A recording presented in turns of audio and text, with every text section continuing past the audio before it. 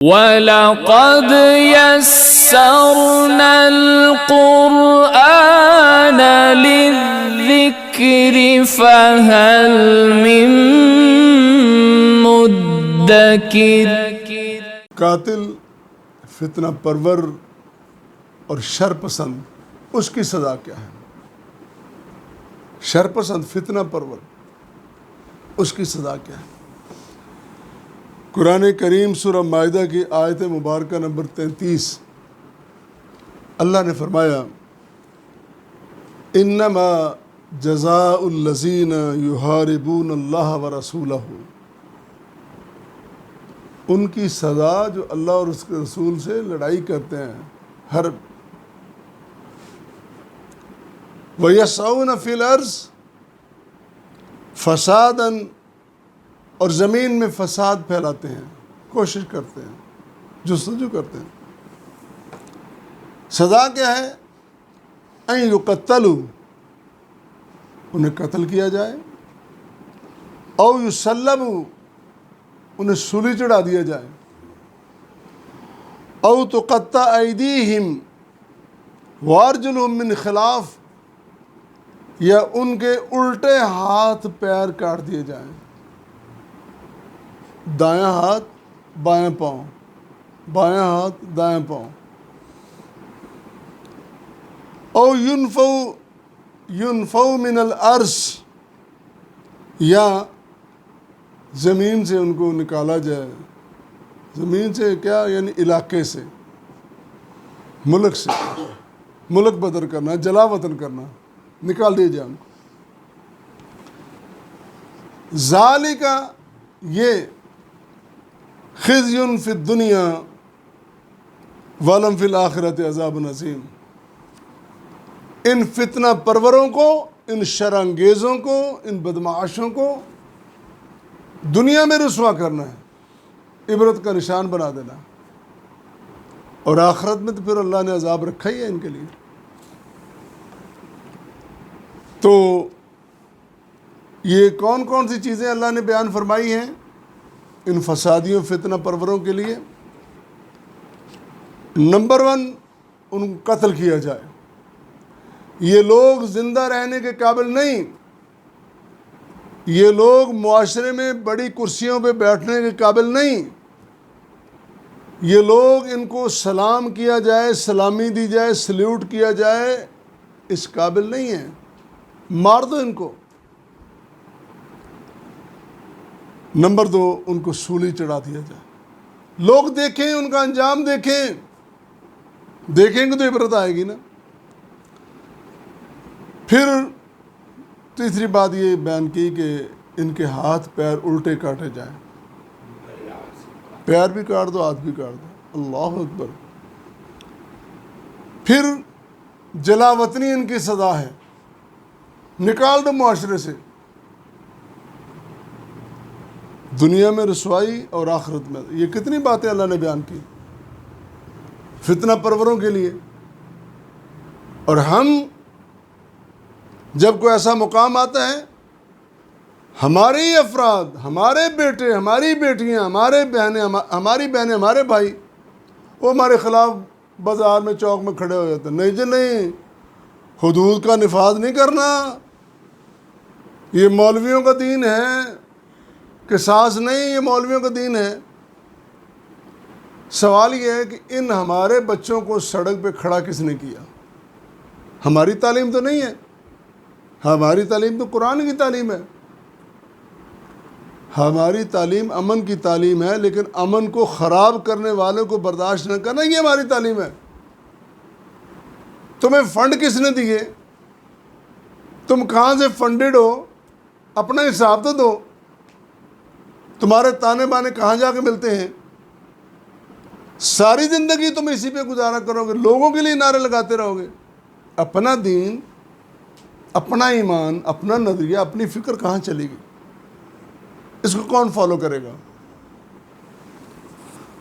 اللہ اکبر، اللہ اکبر۔ یہ جرم جو ہے نا، اس کی سنگینی بہت ہے۔ ابھی میں نے جو واقعہ آپ کے سامنے رکھا ہے خاندان اکل کا، اس کے 8 افراد آئے، انہوں نے پہلے اسلام قبول کیا، پھر اس نے ان کو سہولت دی گئی، ان کو طبی سہولیات دی گئی، ان کو جگہ دی گئی، ٹھکانہ دیا گیا، انہوں نے سب کچھ وائلیٹ کر دیا اور بندہ مار کے اونٹ لے کے نکل گئے۔ اب رسول کریم صلی اللہ علیہ وسلم کا ان کے بارے میں حسن سلوک دیکھیں، جب آئے ویلکم کیا، ان کو جگہ دی، پناہ دی، عزت دی، ان کو مقام دیا، ان کو کھانے کا سامان، رہنے کا سامان، طبی سہولیات، سب کچھ، حتیٰ کہ ان بیماروں کو آب و ہوا کے مطابق ان کو ٹھہرایا گیا۔ انہوں نے کیا کیا؟ ایک چیز کا بھی پاس نہیں رکھا۔ جب سب چیزیں انہوں نے سب اصول توڑ ڈالے، پھر سزا بھی اسی طرح، تاکہ دنیا کو پتہ چلے کہ ظالم کی سزا کیا ہوتی ہے۔ اس جرم کی سنگینی تو دیکھیں ذرا۔ اور پھر اسلام کا اصول ہے، اسلام کہتا ہے حدود کے نفاذ میں برکت ہے، حدود کے نفاذ میں برکت ہے، اور اگر تم ایسا نہیں کرو گے بے برکتی ہوگی، نقصان ہوگا، خسارہ ہوگا، پھر تمہیں اٹھانا پڑے گا، جھیلنا پڑے گا۔ کس طرف تم جا رہے ہو؟ اچھا، ایک بات یہ ہے، یہ جو سزائیں سنائی گئی ہیں نا، ان میں ایک ایک سزا دینی ہے۔ قتل کرنا ہے، ہاتھ پیر کاٹنے ہیں، جلاوت کرنا، ایک ایک سزا ہے۔ لیکن حاکم وقت اس کو یہ اختیار ہے، عادل امام۔ حاکم سے جب ہم مراد لیتے ہیں نا، تو جب قرآن و سنت کی روح سے بیان کرتے ہیں تو حاکم وہ ہوتا ہے جو عادل ہوتا ہے۔ ہم یہاں حاکم کا لفظ بولتے ہیں یا سنتے تو ہمارے کان کھڑے ہو جاتے ہیں، حاکم کو یہ اختیارات، ان کی بات نہیں ہو رہی۔ جن کا اصول ہی کوئی نہیں ہے، ان کی بات نہیں، بات ان کی امام عادل، امام حاکم جو عادل ہے، ان خوش نصیبوں میں ہے جو قیامت کے دن 7 افراد ہوں گے نا، جن کو اللہ کی رحمت کا خاص سایہ نصیب ہوگا، ان میں وہ بندہ ہے امام عادل، اس کی بات ہو رہی ہے۔ اس کو اختیار ہے کہ وہ انتظامی طور پر کمی بیشی کر سکتا ہے، انتظام کے لیے، نظم قائم کرنے کے لیے، امن قائم کرنے کے لیے اس کو یہ صورتحال۔ عام انسان کو قتل کرنا، پھر خاص کر مومن کو قتل کرنا، اس کے بارے میں سورہ نساء آیت مبارکہ نمبر 93 اللہ نے فرمایا، وَمَن يَقْتُلْ مُؤْمِنًا مُتَعَمِّدًا، جو کسی مومن شخص کو جان بوجھ کر قتل کرتا ہے، فَجَزَاؤُهُ جَہَنَّمْ خَالِدًا فِيهَا، اس کی جزا جہنم ہے۔ اگر تم نے اس کو سزا نہ دی، تمہارے معاشرے نے، تمہارے نظم انتظامیہ نے چھوڑ دیا، تو پھر اللہ تو ہے نا، اس کی گرفت ہوگی اور اس کو سزا ملے گی۔ وغضب اللہ، جہنم کی سزا اور اللہ کا غضب بھی اس پر ہوگا۔ پھر اگلی بات، وَلَعَنَهُ، اللہ نے اس پر لعنت کی ہے، وَعَدَّ لَهُ عَذَابًا عَلِيمًا، اور دردناک عذاب اس کے لیے۔ یہاں بھی قاتل کو کہا گیا کہ اس کو بدلے میں، قصاص میں، انتقام میں اس کو قتل کر دو۔ اگر تمہارا معاشرہ، تمہاری عدالتیں اس کو سزا دے دیتی ہیں، تم دونوں، انتظامیہ بھی سرخرو ہو گئی،